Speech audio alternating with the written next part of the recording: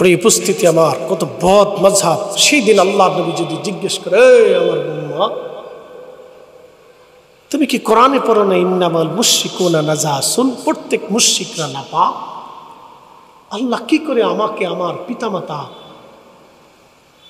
কাফের বানাইয়া আমার আব্বা আম্মাকে প্রতিমার সামনে, পাথরের সামনে সেজদা দেওয়াইলেন, আমাকে নাপাকের মাধ্যমে পৃথিবীতে আনলেন, তুমি কি করে বললে? আমার আব্বা আম্মা কাফের ছিল না, তুমি জোর করে মানুষের সব সামনে থেকে কাফের কি করে বললে? কি জবাব দেবে বলেন? কোনো জবাব আছে? কোনো জবাব নেই। কি সর্বনাশ হয়ে যাবে তার জীবনে, কত কঠিন সর্বনাশ তার জীবনে হয়ে যাবে, কল্পনা করা যায়? ইয়া রাব, আল্লাহ ভয়াবহ ফিতনা থেকে আমাদেরকে হেফাজত করুক, সকলে বলে না আমিন। প্রিয় মুসলমান, উত্তর কোলাউড়াবাসী, আমাদের বুলন্দ নসিব, আমরা কিছু আল্লাহর ওলিদের পথের পথিক হতে পেরেছি। কিছু মকবুল আল্লাহর পেয়ারা মেহবুবরা, নবীর আশিকরা আমাদেরকে পথ দেখাইছে। সিলেটের মানুষের বুলন্দ নসিব আল্লামা সাহেব কেবলা ফুলতুলির মতো রাহবার আপনারা পেয়েছেন। কথা বলেন ঠিক কিনা? যার কারণে বদ আকীদা থেকে আল্লাহ আপনাদের নিরাপদে রাখছে। মনে রাখবেন প্রিয় ভাই আমার, আমরা ফিরে যাব আল্লাহর কাছে, অবশ্যই আল্লাহর কাছে ফিরে যাব। আমি যেমন ঢাকা থেকে আসছি, আবার ঢাকা ফিরে যাব। পাখি বাসার থেকে বের হয়ে খাবারের জন্য বের হয়, সন্ধ্যার আগে আবার তার নীড়ে ফিরে আসে। এর অর্থ হচ্ছে আমরা আল্লাহর কাছ থেকে আসছি, আবার আল্লাহর কাছে ফিরে যাব।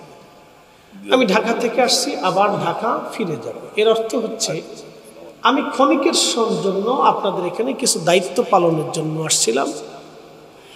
আমার কিছু ক্ষণিকের কাজ ছিল, ক্ষণিকের কাজ করে আমি আবার চলে যাব।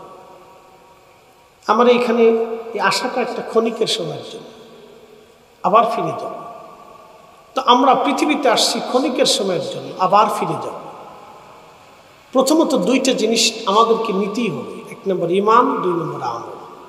ইমান আমলের বাহিরে কোনো কিছু আল্লাহর কাছে মঞ্জুরিয়ত হবে না। তো ইমান নিতে হবে কোথায়? খারেজি, রাফিজি, শিয়া, মুতাজিলা, জবারিয়া, আজারে বাজারে এইগুলোদের মতো না। ইমান নিতে হবে আহলে সুন্নাতুল জামাত, হুজুর গাউসে পাক মুহিউদ্দিন আব্দুল কাদের জিলানী, খাজা মাইনুদ্দিন চিশত আজমেরি, বাহাউদ্দিন নকশবন্দ বুখারী, মুজাদ্দিদ আল ফিসানি সিরহিন্দি, সুলতান আউলিয়া শাহ জালাল ইয়ামানি মুজাররিদি, ইমাম শাফিঈ, ইমাম হাম্বলি, ইমাম মালিক, ইমাম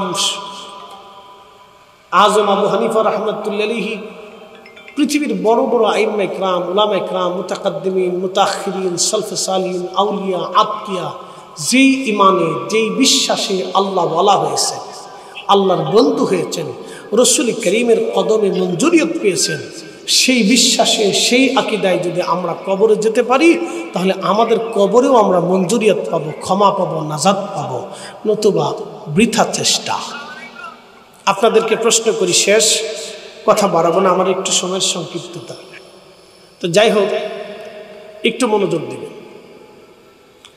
আমি আপনারা আমার ওয়াজ শুনলেন, ওয়াজ শোনার পরে চিন্তা করলেন ফরিদি হুজুর খুব সুন্দর ওয়াজ করছে, তো আজকে সারা রাত্রে আমি নামাজ ছাড়তাম না।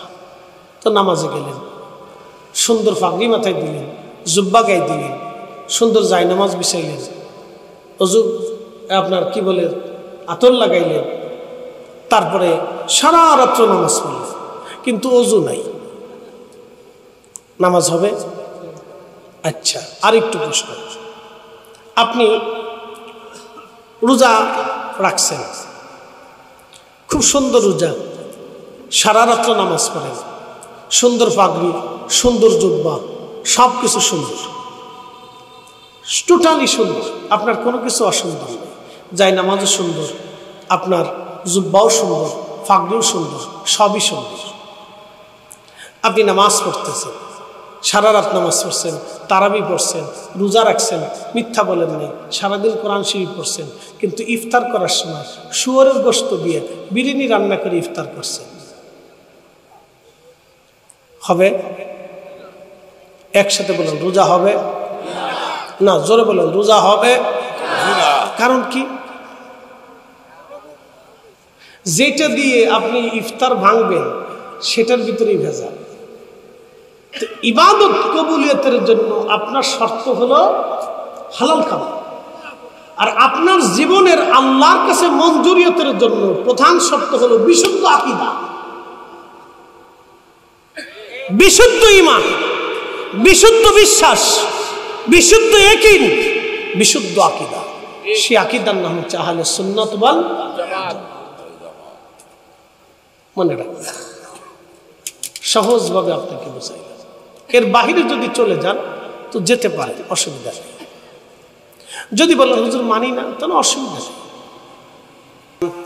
আমাদের জীবনের সব কিছুই আল্লাহর জন্য হবে, সব কিছু আল্লাহর জন্য হবে, সব আল্লাহর জন্য, সব আল্লাহর জন্য।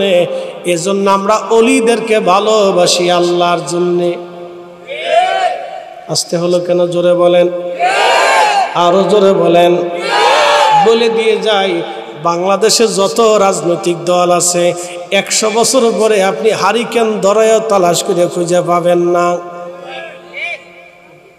কি মনে বিশ্বাস হয় না আপনাদের? যদি না হয় তাহলে বাকি 100 বছর আগে এই দল কোথায় ছিল আমার দেখান। কিন্তু আহলে সুন্নাত ওয়াল জামাত 1000 বছর আগেও ছিল। আসতে বলেন কেন? জোরে বলেন। 1000 বছর পরে আহলে সুন্নাত ওয়াল জামাত থাকবে। এটা আল্লাহর জামাত, নবীর জামাত, আউলিয়া কিরামের জামাত। কথা বলেন না কেন? ঠিক কি না?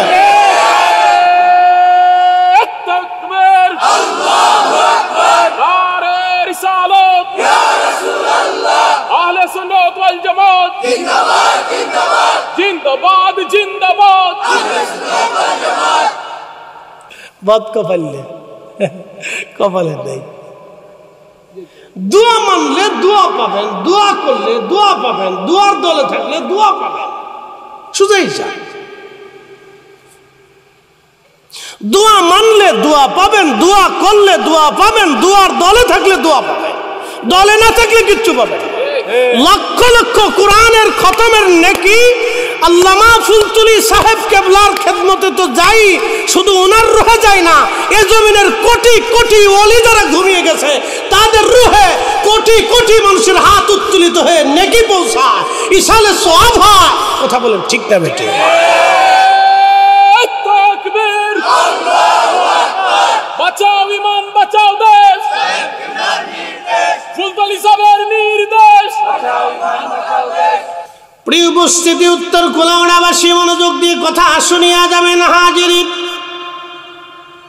আমাদের জীবনের সবকিছুই আল্লাহর জন্য হতে হবে, আল্লাহর জন্য, আল্লাহর জন্য। এরপরে আল্লাহ বলেন ওয়ামামাতি লিল্লাহি রাব্বিল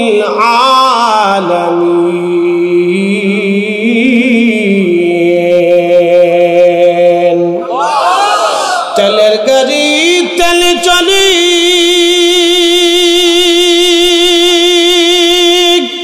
হাওয়ার গাড়ি হাওয়ায় উড়ে, বিনা তেলে চালাই গাড়ি নবী সুলাইমান। আমরা সেই মুসলমান, আমরা সেই মুসলমান। কথা বলেন ঠিক কিনা?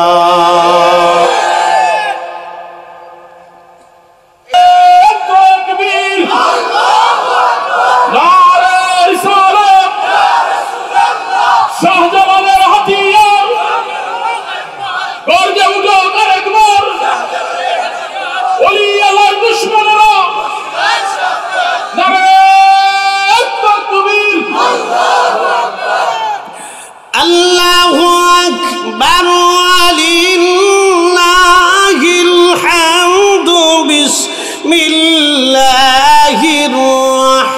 রাহমানির রাহিম।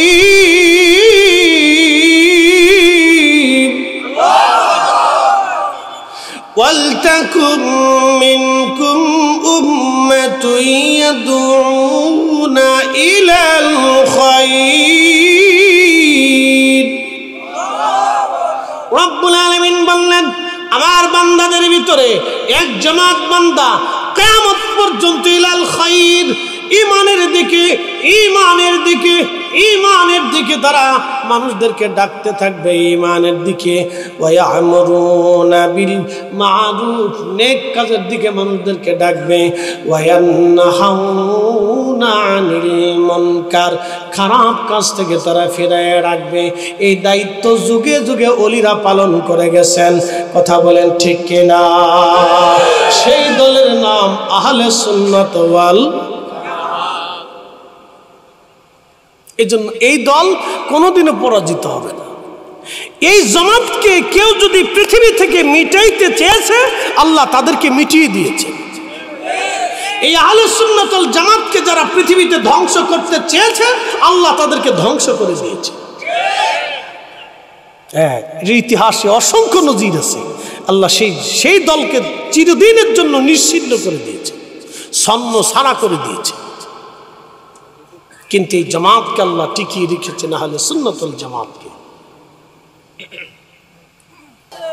আছে আপনি বুঝেন না, ওয়ালাকিন লা তাশউরুন। আল্লাহ কোরআনে বলতেছেন তোমরা অনুধাবন করো না, তোমরা বুঝো না।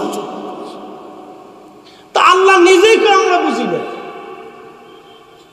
আল্লাহ নিজেই বলতেছেন তোমরা অনুধাবন করো না। তারা জিন্দা, হ্যাঁ তারা জিন্দা, সত্যই তো জিন্দা। 430 বছর 70 বছর একটা লোহাও যদি মাটির মধ্যে রাখেন, তাও তো এটা মাটির সাথে মিশে যায়।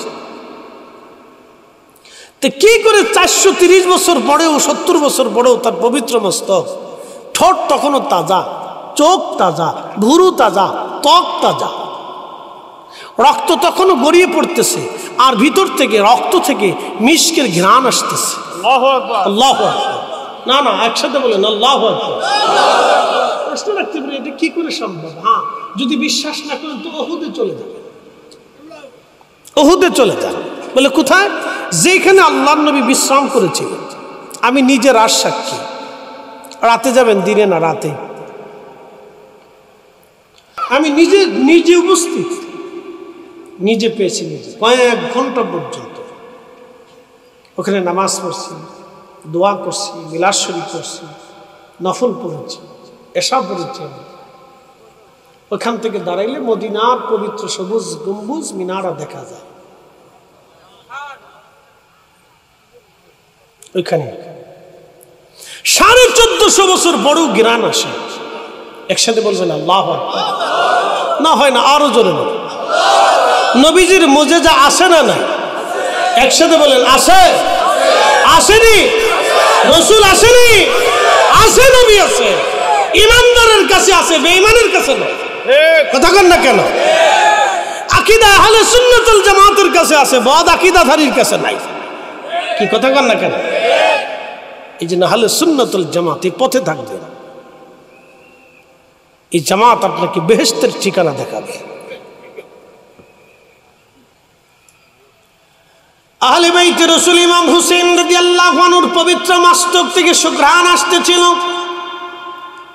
470 বছর পরে মাটির ভিতর থেকে পবিত্র ঠোঁট মোবারক, ত্বক মোবারক, চেহারা তখনও নুরানি, গলার কর্তৃত স্থান থেকে রক্ত ফুটে ফুটে পড়তেছে, সুঘ্রাণ তখনও আসতেছিল। ইয়া রাব্বি, কি চমৎকার সে দৃশ্য!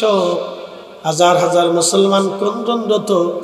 470 বছর পর হযরত ইমাম হুসাইন রাদিয়াল্লাহু আনহুকে দেখার সৌভাগ্য মুসলমানের হলো। পবিত্র মস্তক সুদূর মিশর থেকে নিয়ে এসে, গাজা থেকে নিয়ে এসে, ফিলিস্তিন থেকে নিয়ে এসে, মিশরের গভর্নর রাজা, তিনি বর্তমান আল আজহার বিশ্ববিদ্যালয়ের পাশে হযরত ইমাম হুসাইন রাদিয়াল্লাহু আনহুর পবিত্র মস্তক মোবারককে সমাহিত করলেন। কোটি কোটি মুসলমান আজ সেখানে জিয়ারতে যায়। ইমাম হুসাইনের জিয়ারত পৃথিবীর 2 জায়গা থেকে সব সময় চলে, একটা কারবালা আর একটা জায়গা মিশরের আল আজহার। একবার জোরে বলা যাবে কি মারহাবা? আল্লাহুম্মা সাল্লি আলা সাইয়্যিদিনা মাওলানা মুহাম্মদ আলা আলি সাইয়্যিদিনা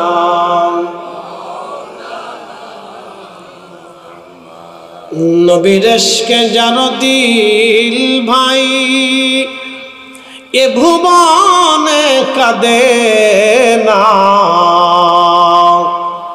রোজ হাসরে ভাই জানতারা নবীজির দেখা পাবে না আল্লাহুম্মা সাল্লি আলা আহা মাশাআল্লাহ মাওলানা মুহাম্মদ আলা আলি সাইয়্যিদিনা